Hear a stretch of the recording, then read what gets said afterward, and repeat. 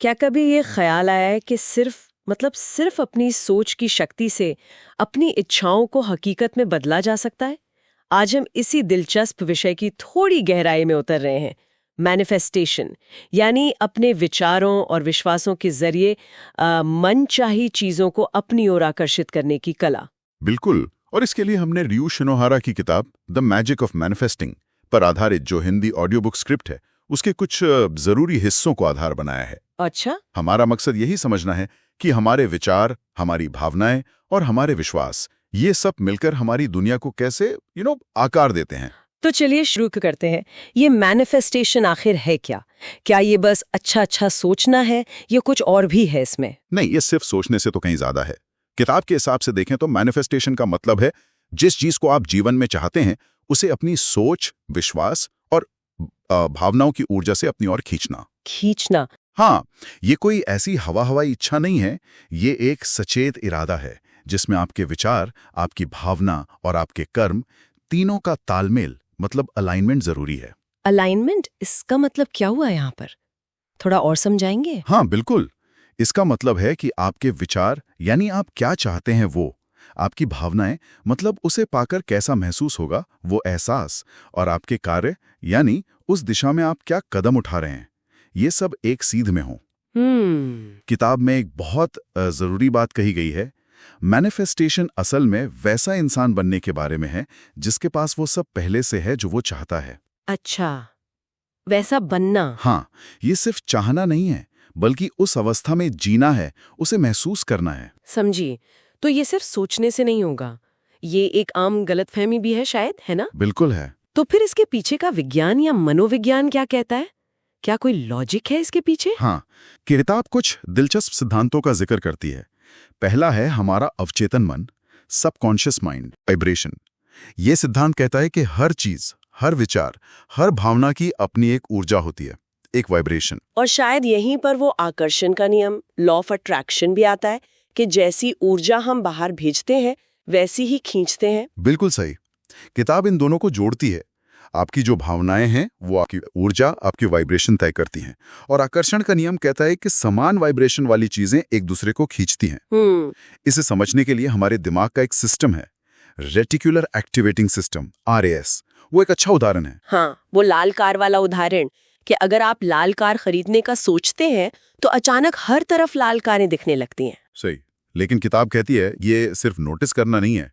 RAS हमारी जागरूकता को उन चीजों पर फोकस करवाता है जिनसे हम जुड़े हुए महसूस करते हैं या जिन पर हमारा ध्यान होता है। अच्छा। जब आप किसी चीज पर शिद्दत से ध्यान और भावना केंद्रित करते हैं तो आपका RAS उससे जुड़े मौके, उससे जुड़े संकेत, उनको आपके लिए हाईलाइट करने लगता है जिन्हें आप शायद पहले नजरअंदाज कर देते। ओके। तो ये तीनों चीजें, अवचेतन के विश्वास, भावनाओं का कंपन और RAS का फोकस, ये मिलकर काम करती हैं। ये तो काफी गहरा है। मतलब हमारी भावनाएं और हमारे जो गहरे विश्वास है वो असल में हमारी हकीकत को फिल्टर भी कर रहे हैं और शायद आकर्षित भी। हाँ, कुछ ऐसा ही। तो इस प्रक्रिया को सही दिशा देने के लिए बुनियादी मानसिकता क्या होनी चाहिए? क्या जरूरी है सबसे पहले? किताब 3 चीजों पर बहुत जोर देती है। पहली, स्पष्टता, आपको बिल्कुल साफ पता हो कि चाहिए क्या। क्लैरिटी। हाँ, क्लैरिटी। दूसरी, विश्वास, ये मानना कि ये संभव है और आप इसके लायक हैं। और तीसरी और शायद सबसे जरूरी, भावना, उसे पाने का एहसास अभी से महसूस करना। वो फीलिंग? हाँ, वही फीलिंग, वही एहसास आपकी वाइब्रेशन को बदलता है। लेकिन अक्सर डर और शक वो आड़े आ जाते हैं। इरादा कितना भी मजबूत हो, ये शक कहाँ से टपक पड़ते हैं? ये शक अक्सर हमारे अवचेतन मन के पुराने जमे हुए विश्वासों से आते हैं। किताब के अनुसार डर और शक एक तरह की विपरीत वाइब्रेशन भेजते हैं। ये आपके इरादे की ऊर्जा को कमजोर कर देते हैं। अच्छा। ये उस अलाइनमेंट को तोड़ते हैं जिसकी हमने अभी बात की थी। तो इन बाधाओं को पार करके इरादे को हकीकत बनाने के लिए किताब क्या तरीके सुझाती है? कुछ टेक्निक्स का जिक्र है शायद? हाँ, कई तकनीकें हैं। एक प्रमुख है स्पष्ट कल्पना, क्लियर विजुअलाइजेशन। विजुअलाइजेशन, हाँ। जैसे अगर कोई इंटरव्यू में सफलता चाहता है तो सिर्फ सफलता के बारे में सोचना नहीं, बल्कि उस सफलता को पूरी तरह महसूस करना। जैसे आप इंटरव्यू रूम में हैं, आत्मविश्वास से बैठे हैं, सवालों के जवाब दे रहे हैं और आपको नौकरी मिल गई है, उस एहसास को जीना। और वो वर्तमान काल में पुष्टि, अफर्मेशंस, मैं सफल बनूंगा की जगह मैं सफल हूं कहना, इसका क्या रोल है? बिल्कुल। शिनोहारा के अनुसार ये सीधे आपके अवचेतन मन को प्रोग्राम करने का तरीका है। आप उसे बता रहे हैं कि आपकी मनचाही चीज अभी की हकीकत है, अभी। अच्छा। इसी तरह कृतज्ञता का अभ्यास मतलब ग्रेटिट्यूड प्रैक्टिस वो भी महत्वपूर्ण है। कृतज्ञता वो क्यों? वो कैसे मदद करती है मैनिफेस्टेशन में? किताब समझाती है कि जब आप जो आपके पास है उसके लिए शुक्रगुजार होते हैं, धन्यवाद देते हैं, तो आप कमी की भावना से हटकर प्रचुरता मतलब अबंडेंस की भावना में आ जाते हैं।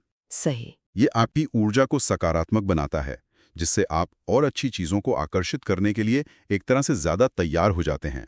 और फिर है प्रेरित कार्य, इंस्पायर्ड एक्शन। इंस्पायर्ड एक्शन मतलब जब आपके मन में कोई विचार या आइडिया आए जो आपके लक्ष्य से जुड़ा हो, तो उस पर सहजता से कदम उठाना, ज्यादा सोचना नहीं। ये ब्रह्मांड का इशारा हो सकता है, ऐसा मानते हैं। ये तकनीकें सुनने में तो काफी प्रभावी लगती हैं, पर लोग इसमें आमतौर पर क्या गलतियां कर बैठते हैं? कुछ बताया है किताब में? हाँ, किताब कुछ आम गलतियों को बताती है, जैसे किसी चीज के बारे में जरूरत से ज्यादा सोचना या चिंता करना, ओवरथिंकिंग।